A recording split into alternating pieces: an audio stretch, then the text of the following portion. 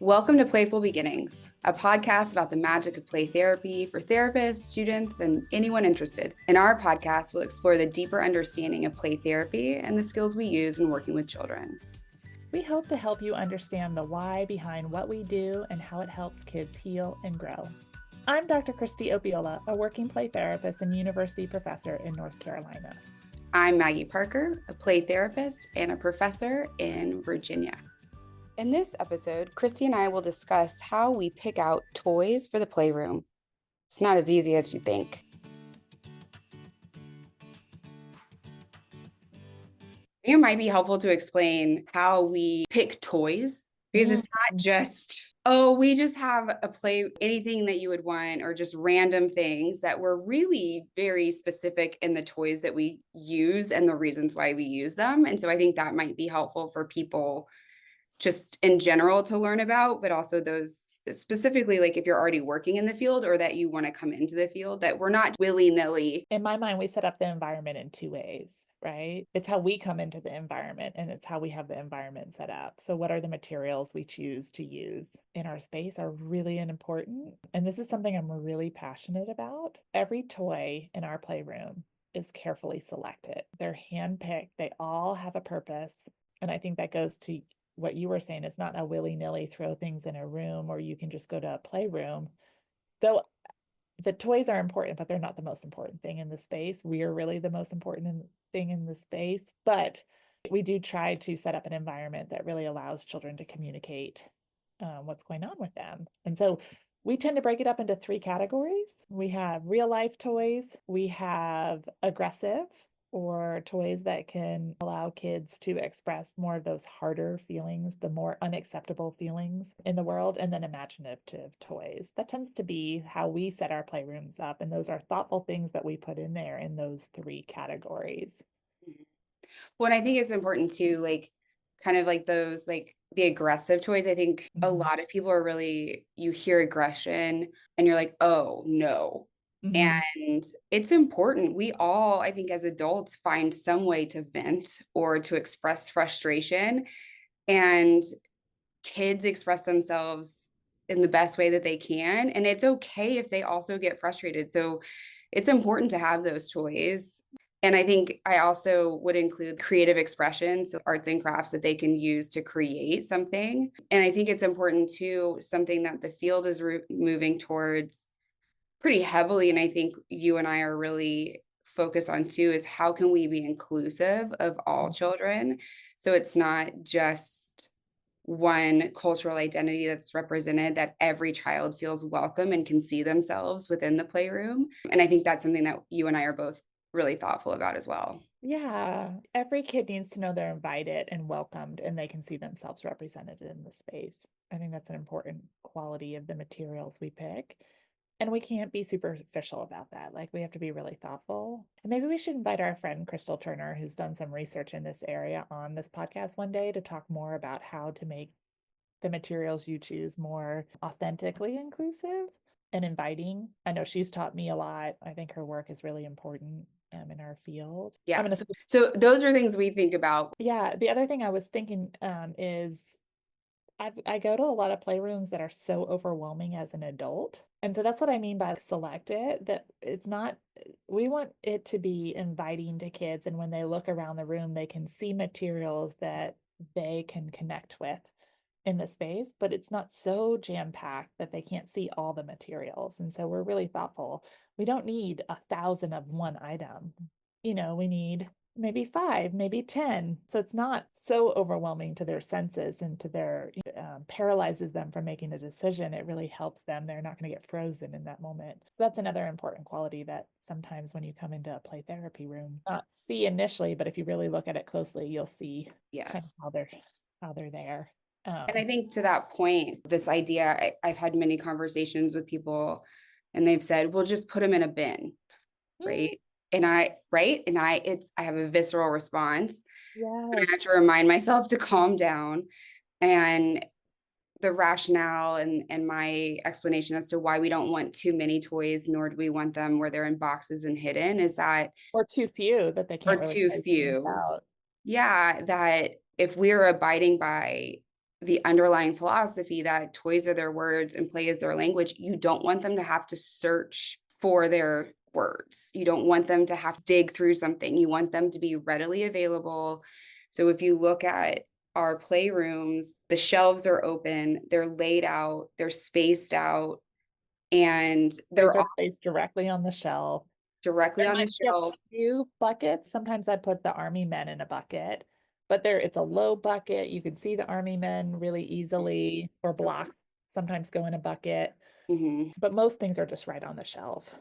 And they're usually kind of spaced out in the room, Mhm. almost in groupings, so that you have certain, I might have some imaginative toys, maybe hats, right? So different types of hat they can put on together. And I'll have real life toys. So it might be the a cashier or a cash register and a kitchen Mhm. together, right? So it's, Yeah. and I'll have the swords and a bot bag near each other. A bot bag is those things that you punch and they come back. Yep. And I think it's important too, and we didn't really talk about it yet, but you want the toys to be able to be whatever the child needs them to be in that moment.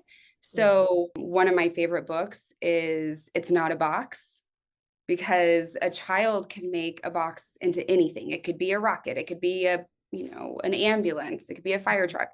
And so making sure that the children can use the toys in multiple different ways and multiple different expressions. It just made me think of the bot bag, because a lot of times people are like, oh, well, that's just for aggression and it's, somewhat controversial. And a lot of the kids that I work with use it almost as a mastery tool of if they can balance on Mm, it, or like how far they can throw it. So yeah. it's everything can be used in multiple ways. It's not you're using the kitchen, so clearly you're struggling with real life. It's not, or whatever, it's Yeah, it's you're not prescriptive. It right. doesn't mean like they do this and this is how we interpret it. We have to look at it uniquely to each kid that we work with. Mhm. Yeah. There's also a way we set up the room where we're not going to mix match items. So like if there's aggressive items, they're not one shelf away from a nurturing item. We're really thoughtful about where we place things. And when we have items that can run that gamut, so like um animals, right? Because you can have really docile animals, like really kind of calm, nurturing animals, or you can have really aggressive animals, like sharks tend to be aggressive, or snakes tend to be interpreted aggressively, alligators, dinosaurs, right?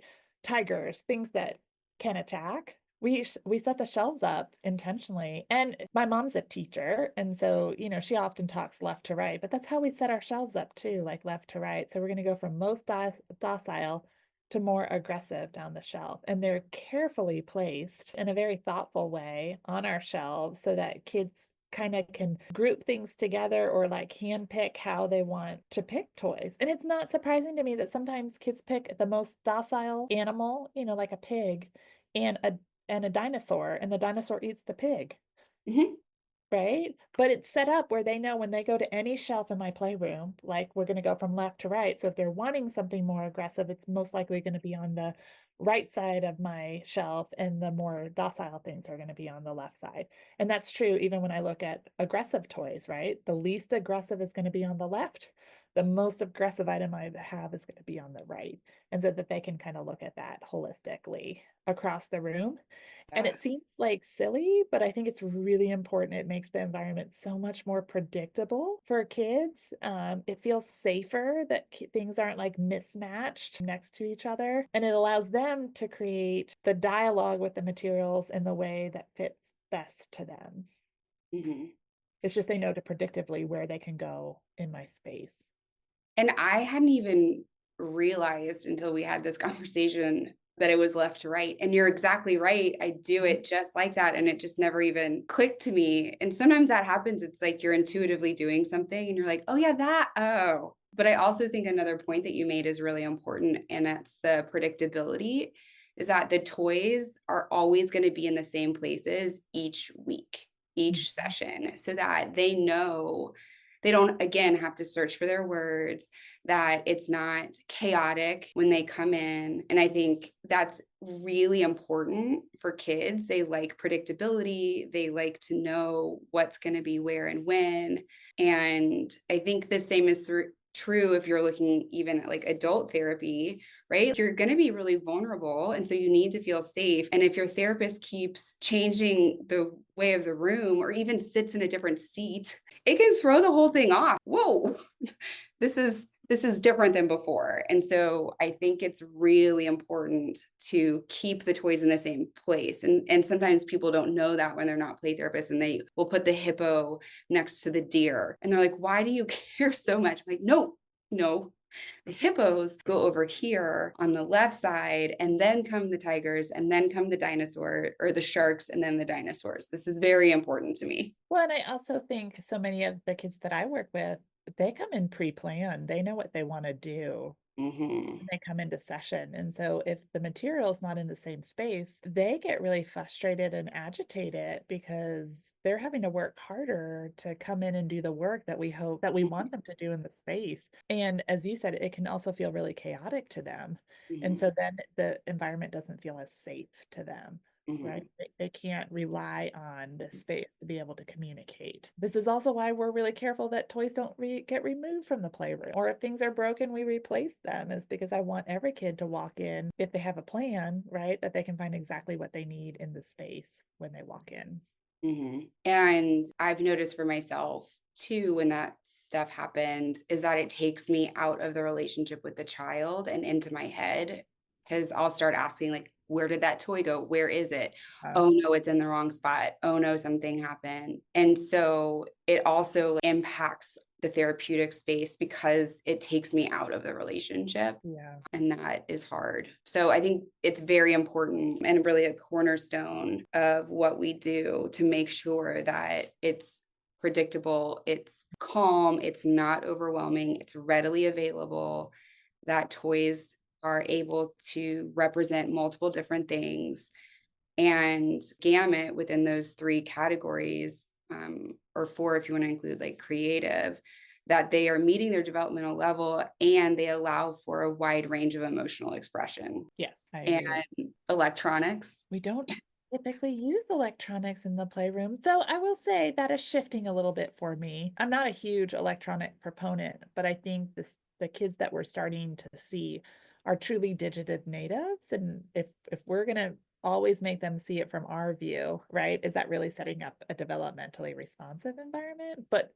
if you're going to include digital materials, I think you need to be really thoughtful. You need to understand your intention of adding them. Like, what is your purpose? But no, most of our toys don't speak, don't talk. A few might make sounds, but we want kids to be able to do that themselves. But yeah, I am starting to be more open. Digital toys in the Yeah. playroom because I think I'm starting to see kids really haven't been exposed to non-digital materials. And then are we just exploring the environment for exploration, or are we exploring it, finding the things that we need to work on? And so I am very mindful of that. But a traditional play therapy room has historically not had digital based materials. Well, I think it's a shift too in just what's available, right? So when we started, it was a kind of like a digital camera and Yep. then a rotary phone. Well, no one, children don't know what a landline is. We're like, Mhm. what? And a I love those computer is a names. phone. Yeah. Right? I And love so you can go and get like phones that aren't working that they can use. Even things have changed and we used to call and it's like, hello, ring, ring. And now it's like this. Mhm. Eh, So I think it's really important to have, even if I have old computers that don't turn on, because a lot of kids, especially well, now, and then especially during the pandemic, weren't able to gain relationship with caregivers because their caregivers were working. And so it can be really telling and just having something that they see every day as opposed to what is this? Like, what is this thing that I like do a circle? Whereas I remember, going to my grandparents' house and having like the princess rotary phone and thinking that was the coolest thing that's ever happened. Now Yeah. they're like, what are you talking about? Yeah. is this? So I think, Let's talk about a few of the materials from each of the categories because sure. people don't understand what we mean by saying real life toys versus aggressive Yeah. imaginative or creative expressive toys. Like, I think that leaves it up for interpretation. So, what are some items that you have in your real life section in the playroom? Your real life section. So I like having like a kitchen, if you will. Mhm. I like it if it can be just plain wood, really, and where it's like an opportunity to have like cupboards or something that we can place in there with cooking items.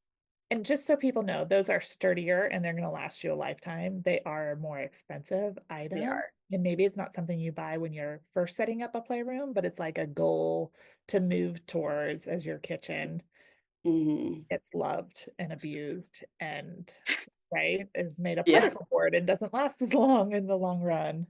When I first started, I had no money, and I made a kitchen out of a refrigerator box. And I was like, okay, it did not last very long, but it was a It placeholder. bought you time, right? It bought you time. It was a placeholder until you could invest in something maybe a little more expensive. Uh, Yeah. And I but yeah, like it too because it feels very neutral.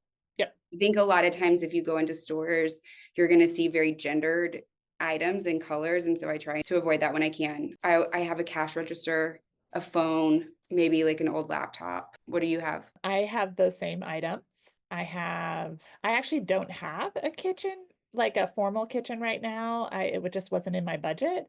And so I instead, Melissa and Doug had like a little portable kitchen. So it's like a little range top um, Hmm. that you can put things in. I have play food. I have plates, cups, utensils, pots and pans. Hmm. I have salt and pepper shakers, which sounds so silly, but they're like so utilized in my real life section. And then I have baby dolls, uh, Hmm. and I try to do multi-ethnic ethnic baby dolls so that it can kind of run the spectrum.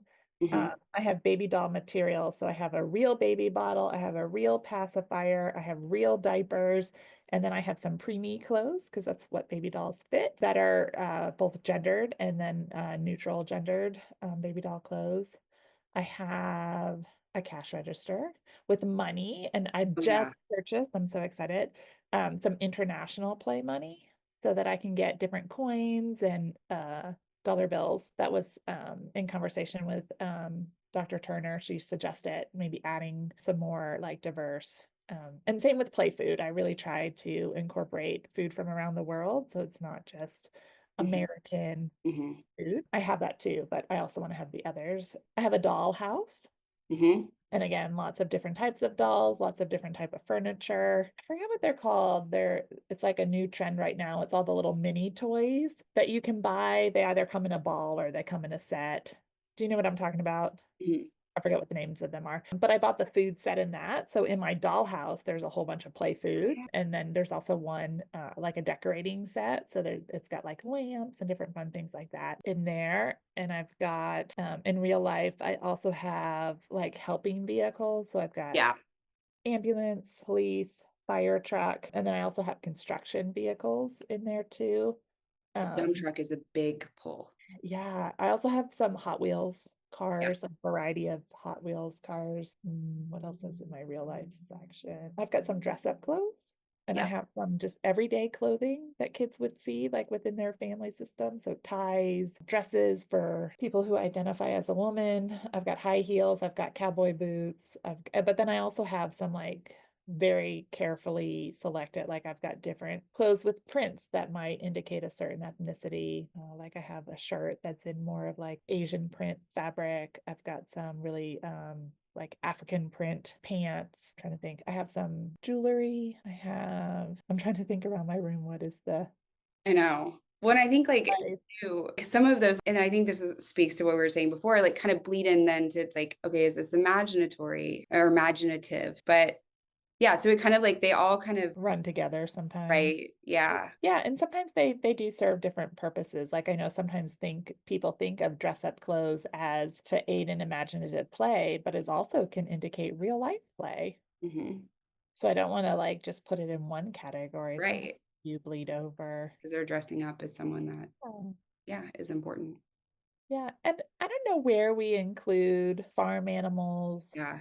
wild animals, those, but I also do have those on my shelf. And I am very particular about animals. I really try to put them in familial grouping. So, like, I don't just have a pig and a horse and a cow.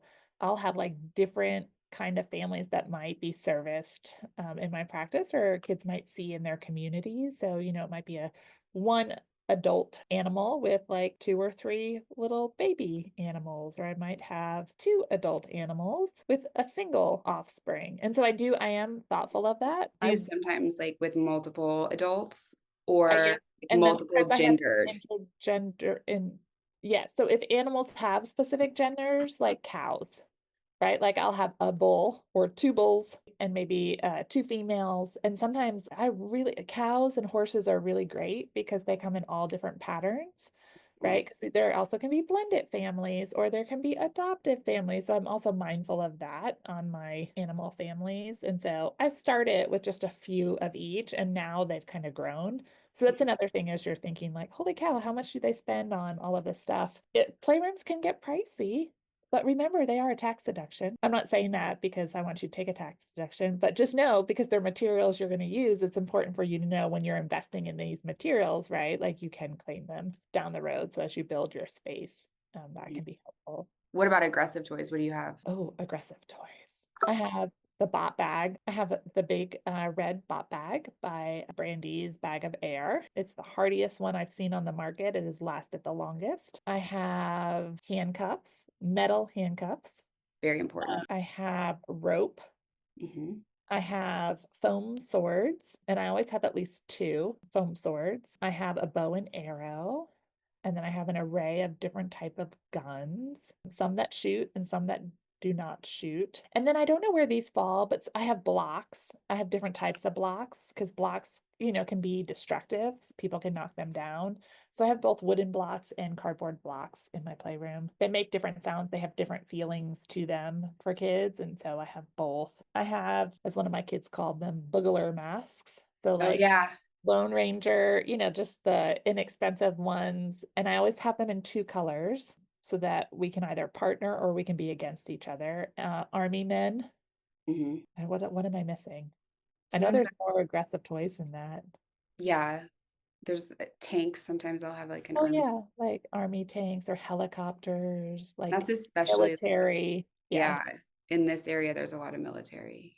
yeah, Um, and then I'll have thinking about my room, I'm like, okay, they're my aggressive. And then next, then I'll yeah. have like an art table and I'll Mm. have a variety of art materials and a variety of different paper. Maggie, can I ask you this question? Because this is Yeah. something my students always ask me is, do you put a whole stack of stuff out? Like if you use pipe cleaners and pom-poms, and do you just put the whole bag out or how do you handle that? I'll put like a handful Mhm. into like a place and then I put it on the side.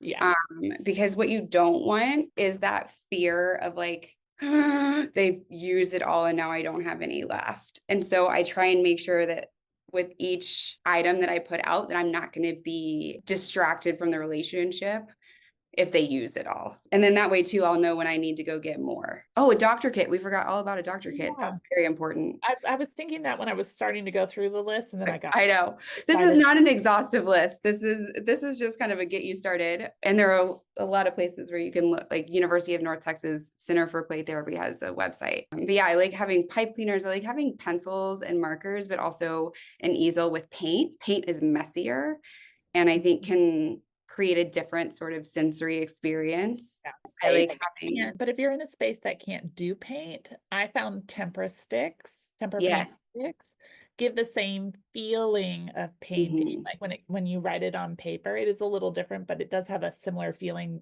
to using a paintbrush and the way that the paint moves. And that's really thanks to Sue Bratton, who shared that with me. And my kids Yeah. appreciate that over markers. And I would go to one of those office supply stores and get the old timey kind of like plastic things that you would put on your floor so your chair could Oh yeah. roll. And I would put that underneath the paint So I wasn't as nervous about it getting onto the carpet. So just a variety. I think popsicle sticks are important. That's what made me think of the doctor's Yeah. kit. And then if you can, again, this is where that plastic is really helpful. I think a sandbox is so important and kids just gravitate towards it. And it can be sensory, it can be really represent all of the different toys and provides a really great outlet and a stage. Yeah. They love it, like to put it in the food stuff. They, making soups or What do you think of fire. sand trays instead of sand boxes in your playroom?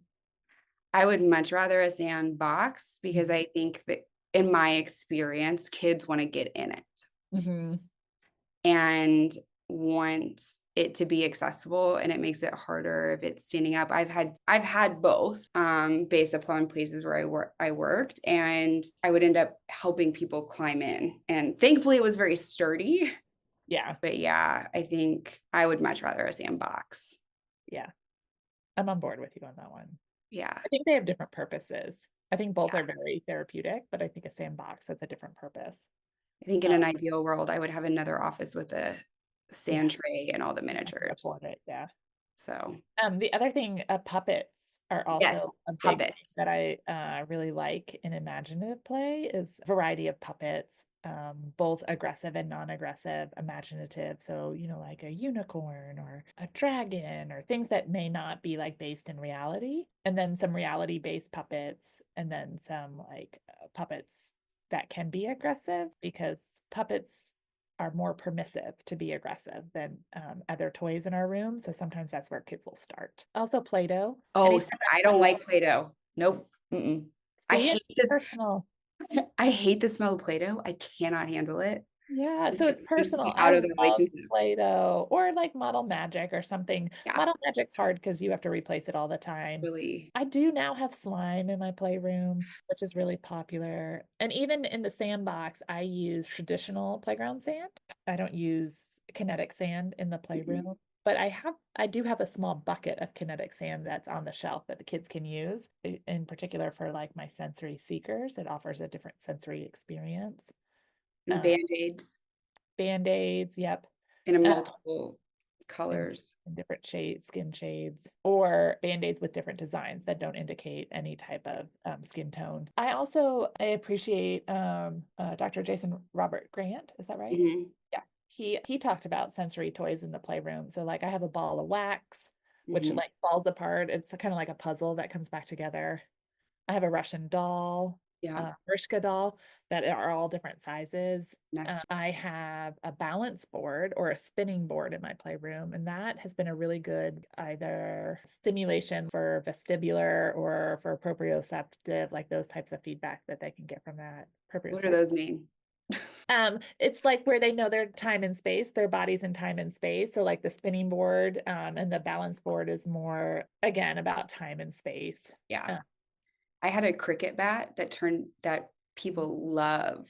bowling set. A bowling set, Bowling set. And now, you know what? Most and recently, I balls. put in my playroom is a fort building set. Yes, the forts are fun too because they can, like, be a place where they retreat or they do a show or they create, and I think, like, it's important to know as we head out that this is not an exhaustive list, and this is not gonna be the only time that we talk about toys. We're also gonna have Dr. Crystal Turner come in and speak with us, and this is kind of a overview generally of what it is and Yeah. what it kind of looks like. And if you want examples, I would encourage you to look at the Center for Play Therapy, and they do a tour of their play, Virtual tour. a virtual tour. And so I would encourage you to look there. And they also have a list specifically for child centered, but I think they're generalizable to other play therapists. So Yeah, and I hear they're going to disclose their multicultural playroom and where to get supplies coming up. I don't know when that will be, but in the future, they will have that. well, this was awesome. Thanks for chatting,